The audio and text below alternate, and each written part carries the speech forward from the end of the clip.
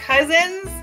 This is Cousin Gina, and this is Cousin Johnny, who is willing to share with you some of our family history. So we are so excited to have him here.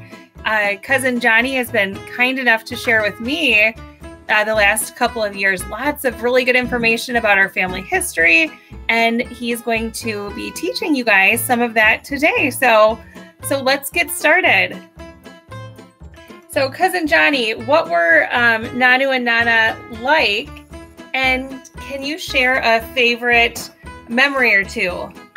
Oh, I can try. Let me see here. When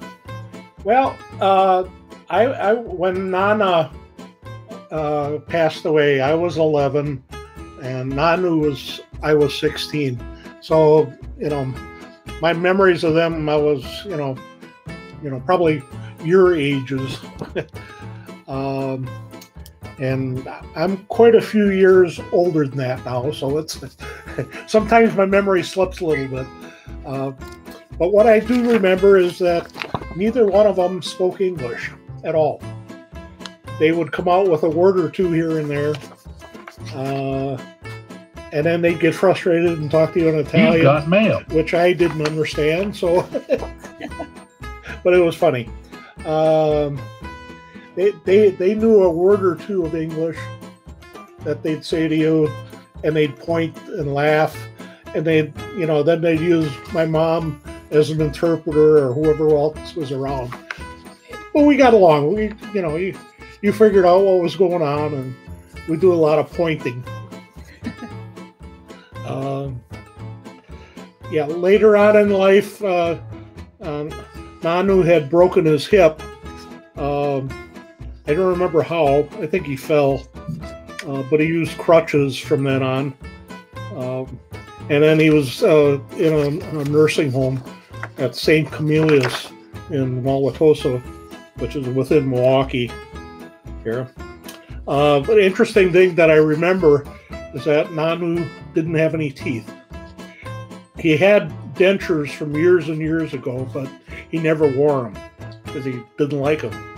I don't know if they didn't fit well or... Anyway, his gums were so hard, he could eat anything. He didn't need teeth. He would chew octopus, he would chew steak, chew corn on the cob. Didn't matter. He ate it all. And Nana, she loved to cook. She was always cooking. She had certain days of the week. She made certain things around the house. I think Saturdays was bread. But we always had food out of their garden. So that was always cooking. But, and she was such a good cook. It was just incredible. And you had shared that Nanu had a very large garden, correct? I'm sorry, say it again? That Nanu had a very large garden. Yes. Yeah, his garden was a full city lot size where a house would normally sit. In fact, in later years, Uncle Johnny and Aunt Sandy built a house where that garden sat at one point. So yeah, it was a good sized piece of property where that garden was. And Nana used to sit in there and work that garden from morning till night. He had a giant tree in that on one end of the garden that he used to sit underneath it when the sun got too hot and sit and relax. He had a couple benches under there, and when the uncles used to still hunt, there was a dog pen where the dog Sporty, that was one of their hunting dogs, they used to keep the dog out there. So he'd sit there and bark, and Nanu would go out there and throw him bits of food, keep the dog happy, and we'd sit on the benches, and he'd sit there and peel a piece of kohlrabi, and we'd sit there and eat that, and he'd ask you questions, and you'd respond. He didn't understand you, but he'd laugh, and it was all good times. Oh yeah, well that makes sense too. That Nana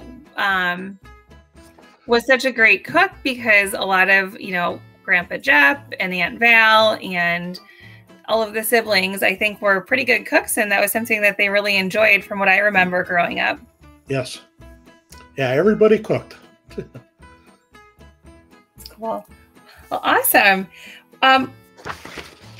What was it like growing up in a big Italian family? Yeah, there was a lot of laughter. But when we were growing up, we either were at a relative's house or had relatives over at our house. It was every day was like that. We saw relatives more than we saw friends. But that's how all the Italian families were at that time. Everybody was very close. Everything we ate was Italian. I mean, we didn't know what American food was per se. Our neighborhood kids sure learned what Italian food was all about because they loved it. But, they really looked at us strange, when, my mom would come out and started making things like octopus and squid and snails. Pizza. What's that? That was before there was things like pizza parlors, and nobody ever heard of pizza before. But all the kids in the neighborhood sure came to my mom's house for food. This tastes a lot better than our stuff. I was going to say, it was kind of funny because none of the other parents in the neighborhood, the only seasonings people used in those days was salt and pepper. Nobody used anything else. Even on Linda's side, that's all her mom ever cooked with was salt and pepper. And, the seasoning my mom used, salt and pepper was probably the least seasoning that she used. So, a lot of these kids, that was their first taste of something really tasty. Yep. I know your Grandma Betty, she shared a story with me about how when she met Grandpa and she went over to his parents' house for the first time, the thing that surprised her the most was they were sitting at picnic tables and they brought out food, and then they brought out more food, and then they brought out more food. She said it just kept coming, and that was something kind of unique to their family. Yes. Well, holidays and special occasion meals, were always the big, they're out of this world. I remember going by my dad's godparents' house, and they would always have a soup course, which was usually a chicken soup, and then you'd have a pasta course, and then you'd have chicken, and then after that, then you'd have a dessert course. And then after that, that's when women ate. Men would retire to a parlor, and they'd get out their little Italian cigars and go smoke, and then the women would gather and eat. but you'd eat for 3 hours. There was so much food. But other times, like with our family, us and my parents, our Christmas typically started at 8 o'clock in the morning, and we didn't finish till 10 o'clock that night. We start out with breakfast, followed by opening gifts, and we had food throughout the day, of course. But you're opening presents. Then after presents, you'd have more snacks, and then you'd play some games of the gifts that you opened. And then it was time for dinner, and that for us, since nobody was hungry by that time, that's when we had our seafood. Mom would make the squid, and we'd have octopus and snails or whatever. And then at night, everybody was looking for something to calm their stomachs. That's when we usually make grasshoppers and brandy Alexanders, those kind of drinks to calm everything down. And, then I'd usually have to kick my brother out at 10 o'clock, tell him to go home and go to bed. So we're tired. Oh, was there ever any music or accordion playing going on? Not that day. We usually did that like the night before when we go, either by Uncle Jimmy's house or Uncle Iggy's house. We do that. There was just too many people around otherwise. Yeah. It was just got too nuts. But I mean, for Christmas, we typically had 24, 26 people in the house. Sure. That would get a little nuts. Well, and I think too, it's important to tell the cousins that not only was your mom, who is Grandpa Jep's sister, Italian, but also your dad was Italian. Sicilian, please. Sicilian, yes. And do you want to tell the kids the results of your DNA test? Yes, in fact, I just got an updated match. I did a DNA test through Ancestry.com a while back. In fact, it's a couple of years ago now. And they just sent me an upgrade or updated poll, and says now I'm 97% Sicilian or very southern Italy. The other 3% is around the Greek islands. So it's I'm pretty sure where I'm from. Yep. Safe to say you're very Italian. Yep. Yeah. The first results that I got, I think it showed that I was like 76% Sicilian. And the rest of it they thought was, anywhere from Northern Africa to Europe to wherever. But they said they have new techniques of zeroing in now. And sure. That's really neat. Yeah, you're Sicilian. Yep.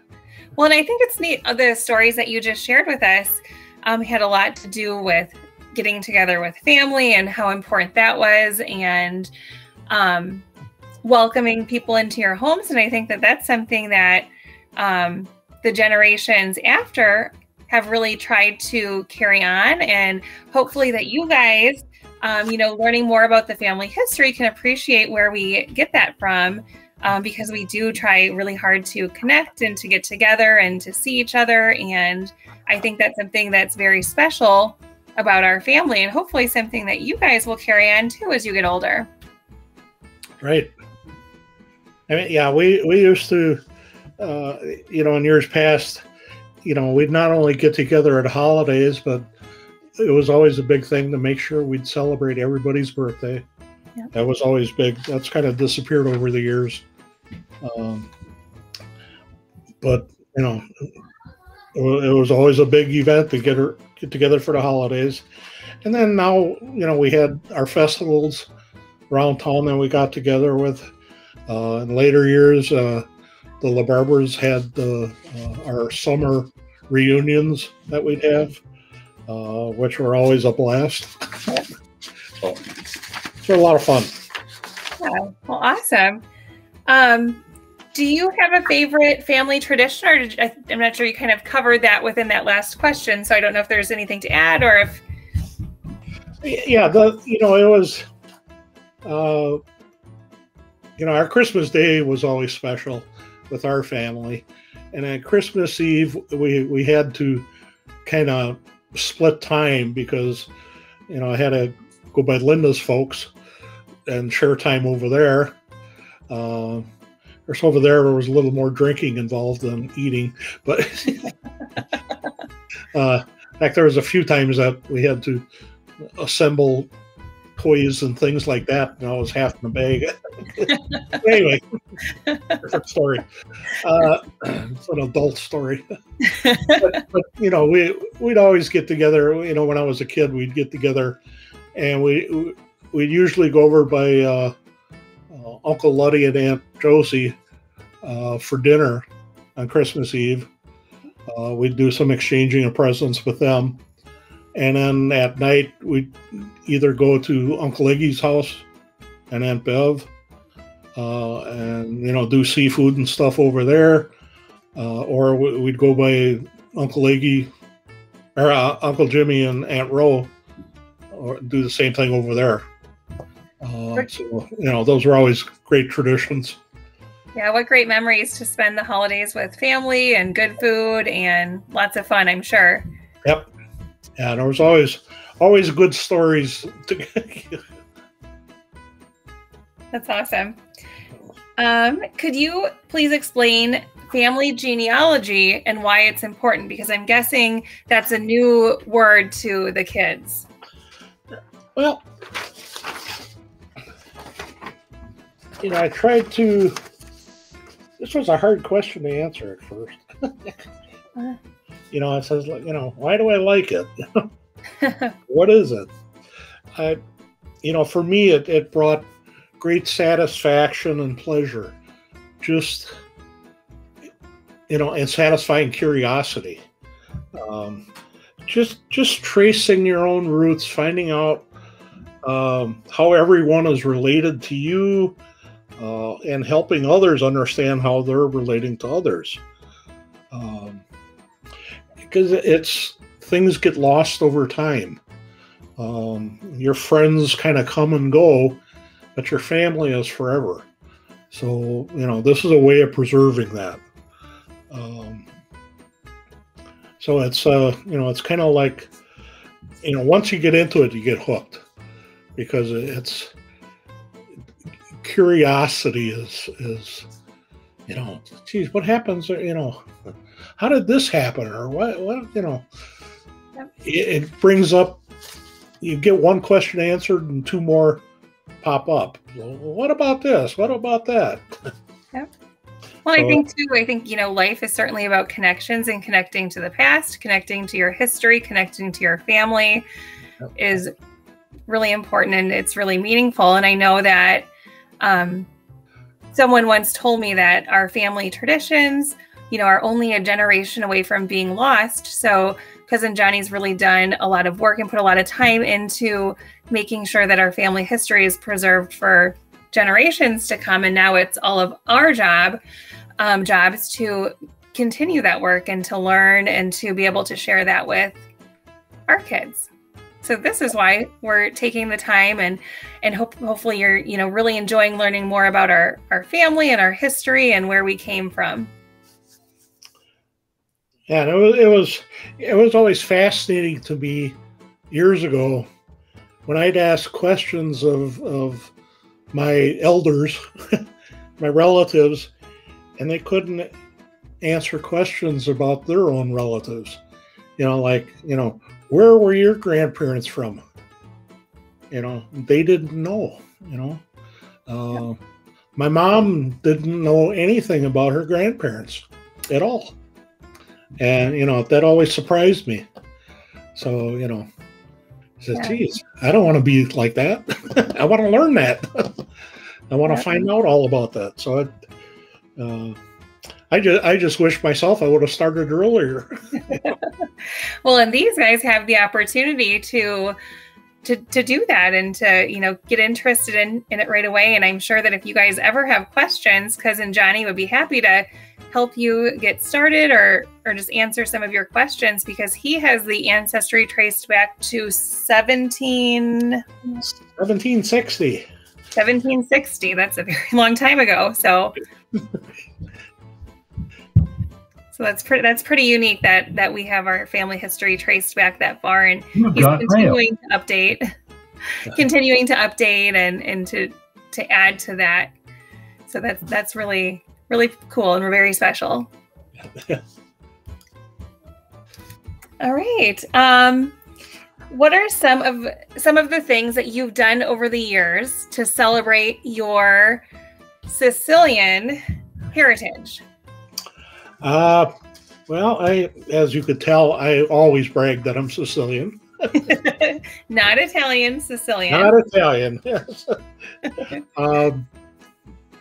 It's, I love, since I'm not able to travel any longer, I have to get my enjoyment about learning about Sicily and Italy, through others, through travel videos. So, anything I can get my hands on or watch on TV or whatever. We kind of really enjoy going through that. I have a tendency to wear, or used to anyway, a lot of Italian logoed merchandise. I had the chains with the Italian horn on them. In fact, I still have it somewhere. I don't wear a lot of jewelry anymore, but always dreamt about owning Italian cars. Now I couldn't get in and out of them, but always wanted to own a Ferrari or a Lamborghini or a Bugatti or since I love the Italian food so much, I was always big on sharing recipes. So, in fact, that's when Cousin Barbie and I thought it would be a good idea to start sharing recipes, and we came out with the cookbook.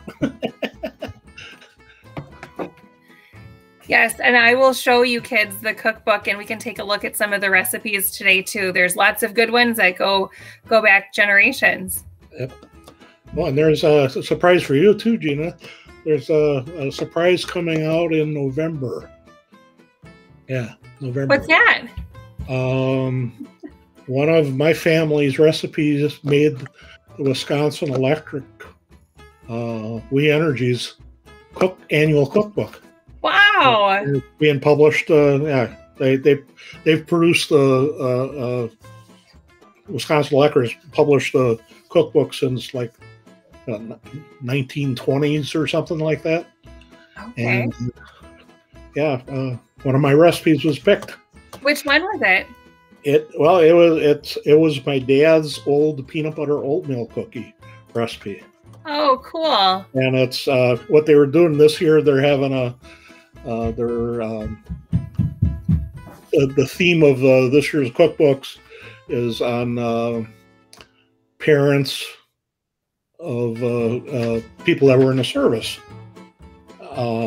So they were looking for people that either themselves were military and then had parents that were in the service. So I submitted a recipe and said, well, this is my dad's favorite, and he always made it. And lo and behold, they tried it, they loved it, they picked it. Oh, that's great. We'll have to try that. Yeah, so that comes out in November. Oh, cool. That's awesome. Yeah. So very neat. Yeah, they asked for pictures, so there'll be pictures in there too, and it's kind of cool. Neat. Yeah, that is neat. Yeah, awesome. That's a secret. That's a secret. Kids, you have to keep a secret. Oh, so the last question for the day for this history lesson, and we've kind of talked about it a little bit, but we can close with it. Why is it important to preserve our family history? Because I know that's something that you're very passionate about, as am I, and we're sharing the history today with all of you so that this is something that you can look back on and hopefully generate questions and dig into some of the research on your own. Well, I think we're losing ties to our relatives a little bit. When I was growing up, we saw and we interacted with relatives a lot and very little with friends. Today, it's just the opposite. And our bond with our relatives is so much stronger than it is with friends. Because, with your friends, you know them, but, their lives, they interface with other people. Things change in their lives. They go separate ways, and all of a sudden they're not there anymore. It's very rare to have a lifelong friend, whatever. Your relatives are there from when you're born till you die. They're still your relative. And I think we're losing a little bit of that tie and whatever.